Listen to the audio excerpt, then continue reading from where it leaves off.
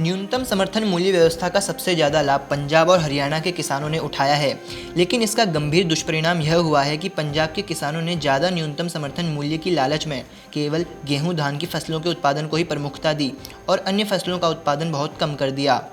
आंकड़ों के मुताबिक पंजाब में धान का उत्पादन सन 1960 से 61 के 4.8% से बढ़कर 2018-19 में 39.6% हो गया, जबकि इसी दौरान मक्का का उत्पादन 6.9% से घटकर 1.4% ही रह गया। इसी प्रकार पंजाब ने गेहूं के उत्पादन में 27.3 से 44.9% तक की शानदार बढ़ोतरी की, तो दालों का उत्पादन 19% से घटकर केवल 0.4% ही रह गया। विशेषज्ञ इस परंपरा को कृषि विविधता, मृदा शक्ति संरक्षण और स्वयं किसान की आर्थिक तरक्की में बड़ी बाधा मानते हैं। उनकी राय है कि हर प्रकार की फसलों के उत्पादन को प्रमुखता दी जानी चाहिए। कृषि एवं किसान कल्याण विभाग पंजाब से प्राप्त जानकारी के अनुसार साल 1960 से 61 के समय पंजाब में कुल फसल उत्पादन का 4.8% हिस्सा धान का हुआ करता था, जो हरित आंदोलन अपनाए जाने के बाद सन 1970 से 71 में 6.9% से, सन 1980 से 81 में 17.5%, सन 1990 से 91 में 26.9%, सन 2000 से 2001 में 31.3% और सन 2018 से 19 में 39.6% हो गया।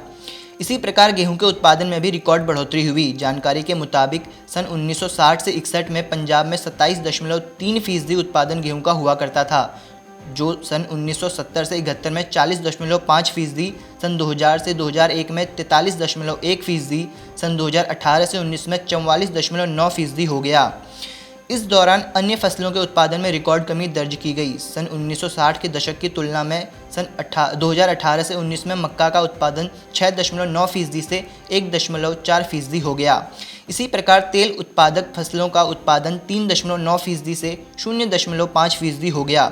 कपास की फसल का उत्पादन 9.4% से 5.1% और अन्य फसलों का उत्पादन 17.7% से 2.4% हो गया। जल विशेषज्ञों का कहना है कि पंजाब, हरियाणा और पश्चिमी उत्तर प्रदेश में गेहूं धान की फसलों के उत्पादन को बहुत अधिक महत्व दिए जाने के कारण यहाँ की जल शक्ति का बहुत ज़्यादा उपयोग हो रहा है। इससे इन राज्यों में जल स्तर लगातार नीचे जा रहा है और यह बड़ी चिंता का विषय बना हुआ है। अगर किसान गेहूं धान की पारंपरिक फसलों की बजाय अन्य फसलों का उत्पादन करें तो इससे आर्थिक लाभ में वृद्धि होगी और जल शक्ति की भी बचत होगी। The Indian agriculture research institute यानी पूसा इंस्टीट्यूट के वरिष्ठ वैज्ञानिक अनिल दुबे ने बताया कि किसी भी खेत में एक ही प्रकार की फसल को लगातार बोने से उसकी मृदा शक्ति कमज़ोर हो जाती है। इससे उस फसल की उत्पादकता में भी कमी आती है। उन्होंने बताया कि अलग अलग प्रकार की फसलों की जड़ों की लंबाई भी अलग अलग होती है, जिस प्रकार की जड़ वाली फसल लगातार बोई जाती है, मिट्टी की उस स्तर की उर्वरता कम होती चली जाती है, जबकि मिट्टी के अलग अलग स्तर पर उर्वरता बनी रहती है। अगर एक बार गहरी जड़ वाली और दूसरी बार मध्यम या लघु जड़ वाली फसल बोई जाए तो अलग अलग स्तर की उर्वरता का उपयोग होता है। साथ ही दो फसलों के बीच में एक स्तर की मिट्टी को अपनी उर्वरता फिर से प्राप्त करने का समय भी मिल जाता है।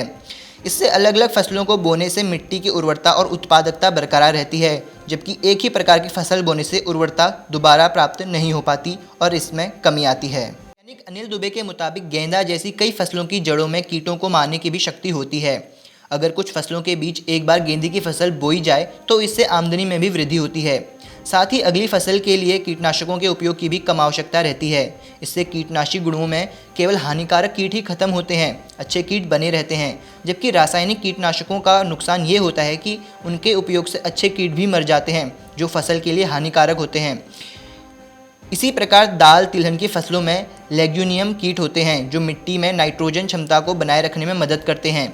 इसलिए किसी भी खेत में 2-3 फसलों के बाद एक बार लेग्यूमिनस फसलों का उत्पादन किया जाना चाहिए।